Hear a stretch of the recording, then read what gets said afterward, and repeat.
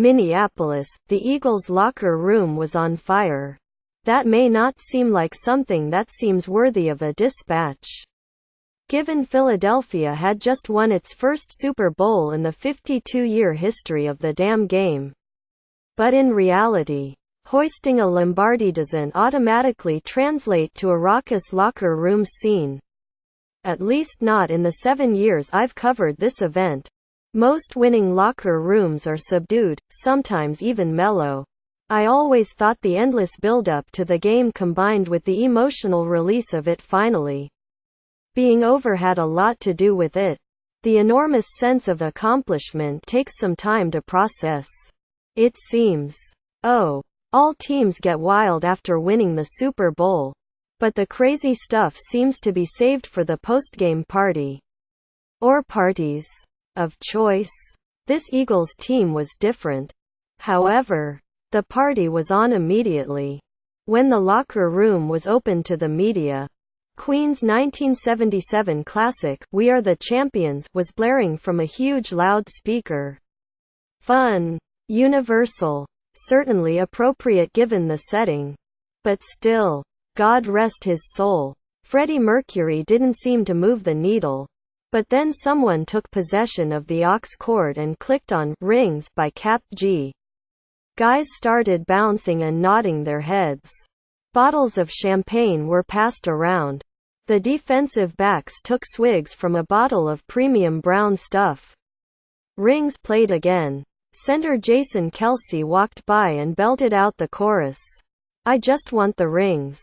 They're coming June." Large football human. Defensive end Derek Barnett stood by his locker with a victory cigar dangling from his mouth. Owner Jeffrey Lurie was doing rounds. A big grin permanently etched on his face like Jack Nicholson's Joker. Players took turns posing with the Lombardi trophy, smudged up by fingerprints but otherwise in pristine condition.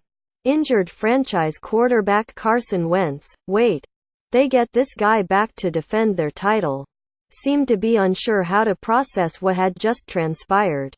He turned down one interview request with a "Let me celebrate with my damn teammates" quote. When Meek Mill's "Dreams and Nightmares" started playing, things went next level. After the few bottles of champagne were emptied onto the ceiling and surrounding media folk, players started spraying the room with orange Gatorade. Snacks on a folding table went airborne. Basically anything that wasn't nailed down was tossed up as an impromptu dance party broke out. Everybody was taking selfie videos. These are millennials. After all. The celebration continued with "Motorsport" by Migos, Nicki Minaj and Cardi B before it was Doug Peterson's time to speak with the team. After the coach shared his words, it was Malcolm Jenkins' turn. "I've been in the league for 9 years. I ain't never been part of nothing like this," he said. "I ain't seen nothin' like this. First time bringing this thing back to Philly. We legendary. That S is etched in stone." Quote. As the players broke off, defensive tackle Fletcher Cox shared an idea that seemed to resonate with teammates. "All bottles on Mr. Lurie." Quote. The party was headed elsewhere. And it wasn't ending anytime soon.